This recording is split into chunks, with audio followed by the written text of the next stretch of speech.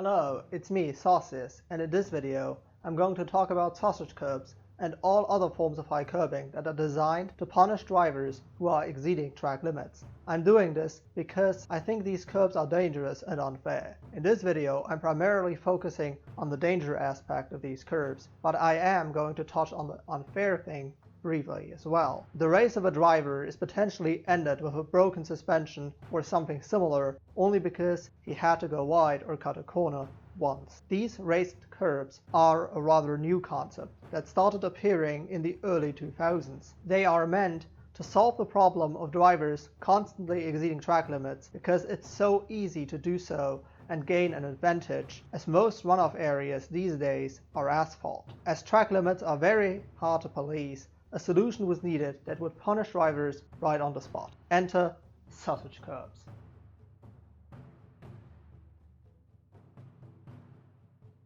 The 2008 Singapore Grand Prix is mostly remembered for Nelson Piquet Jr.'s intentional crash in turn 17 that sparked the infamous Crashgate scandal. But that was not the only controversy in this Grand Prix. The raised curbs in a turn 10 chicane were a problem early on, as both Sebastian Bourdais and Fernando Alonso expressed their concern that these curbs could damage a car, ending the race of that driver prematurely. However, no concern was raised over their safety yet. During free practice, Giancarlo Fisichella was the first one to come a cropper over these controversial curbs, shattering both his front wing and his front suspension. During the race, Kimi Raikkonen would also get into trouble at a chicane, being bounced into the air by the curbs and hitting the barrier as a result. The chicane was modified slightly following the race, and the original curbs were removed and replaced by sausage curbs. But as Adrian Sutil had to find out in 2010, these curbs were just as harsh and dangerous as the original curbs. In 2011, the curbs claimed a new victim in Kamui Kobayashi. The chicane was finally removed in 2013. This was only the warm-up, so to speak, as now we come to the more serious incidents. Russian driver Konstantin Tereshchenko had a monster crash during the 6th round of the 2014 GP3 season at Spa-Francorchamps. A seemingly harmless spin at a bus-stop chicane nearly turned into disaster when Tereshchenko's car hit the sausage curbs on the inside of the chicane, sending his car flying into the air. The car landed hard on its side, after which it rolled multiple times before it came to a rest up against the tire barrier. Thankfully, Tereshchenko quickly exited the car under his own power and walked away, completely unhurt. But his completely unnecessary crash could have ended so much worse. In that same year, Nick Heidfeld had a monster crash during the first ever E-Prix at Beijing. In the final laps, Nick Heidfeld and Nicolas Prost were fighting for the win. Heidfeld was right behind Prost, coming onto the penultimate straight of the final lap, and Heidfeld was going to pass Prost to take victory away from him on the final lap. As Heidfeld came alongside Prost, Prost moved over into Heidfeld, pitching him into a slide across the inside of the final corner. Heidfeld's car flew into the air and hit the TechPro barriers while being airborne. The car subsequently barrel rolled multiple times after hitting the barriers and came to a rest upside down. Thankfully, Heidfeld was able to climb out of the car completely unhurt right away. He was even able to run across the track to confront Prost, who couldn't continue either. As both of them couldn't finish the race, Lucas de Grassi went on to win the first ever E-Prix. However, these curbs cannot only launch Formula cars into the air. Marcel Fessler had to find this out the hard way during the 2013 6 Hours of the Circuit of the Americas when he tripped over the sausage curbs just after passing one of the Toyotas for position. Now we make a bit of a jump in time to 2018 and the 2018 Spa 6 Hours, where Matevos Isakian had a monster crash. During free practice, Isakian went wide at the Rouge, forcing him to cut the corner at Radillon. While there are no sausage curbs there, the FIA had installed little ripples there to keep drivers from going wide and gaining an advantage. When Isakian's LMP1 prototype drove across the ripples, the airflow over the nose of the car was disrupted and more air than intended was allowed under the car, causing a loss in downforce. The loss in downforce was great enough to allow his car to fly into the air, making at least 2 backflips in the process.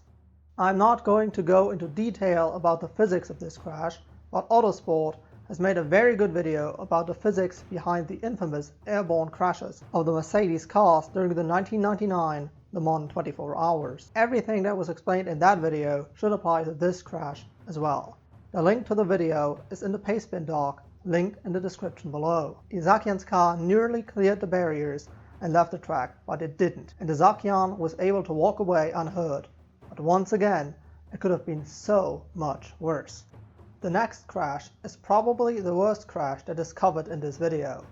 It happened during the qualifying race of the 2018 Macau Grand Prix. Apparently, the yellow lights on the run down to Lisboa were flashing erroneously following a safety car restart.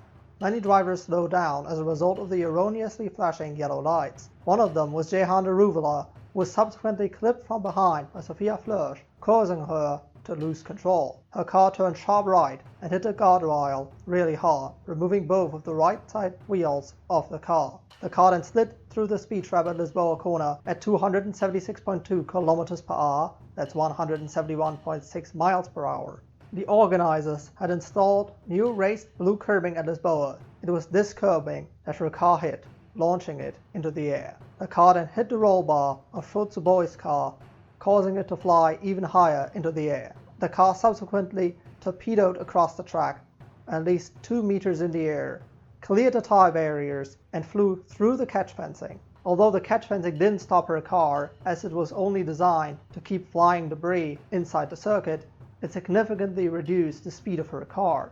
The car then hit an Armco-protected photographer bunker on the other side of the barrier of the cockpit area first. Thankfully, the Macau circuit organizers had the presence of mind to have an Armco-protected bunker there rather than leaving media members and marshals exposed. Still, 2 photographers and 1 marshal were injured, but without the bunker, it would have been so much worse. Unlike the other drivers, Flörsch was not able to leave her car under her own power. She suffered fractured C7 and T3 vertebrae in the crash, while Tsuboi was reportedly suffering from lower back pain as a result of the accident. The 2 photographers who were injured were Chan Wang-Wang and Minami Hiroyuki. Chan Wang-Wang suffered a liver injury, while Minami Hiroyuki suffered a concussion. Marshal Chan Chak-in was also injured. He suffered a cut face, abrasion of the upper abdomen, and a broken jaw. Grand Prix Drivers Association director and Haas F1 driver Romain Grosjean said that its members would have a discussion about the safety of the curbs, saying that the crash reminded him of Konstantin Tereshchenko's crash, which I've already discussed in this video. Safety improvements to the Macau circuit will likely come as a result of a routine track inspection, and they will probably be needed as the FIA will bring the considerably faster new FIA Formula 3 cars to the Macau circuit this year.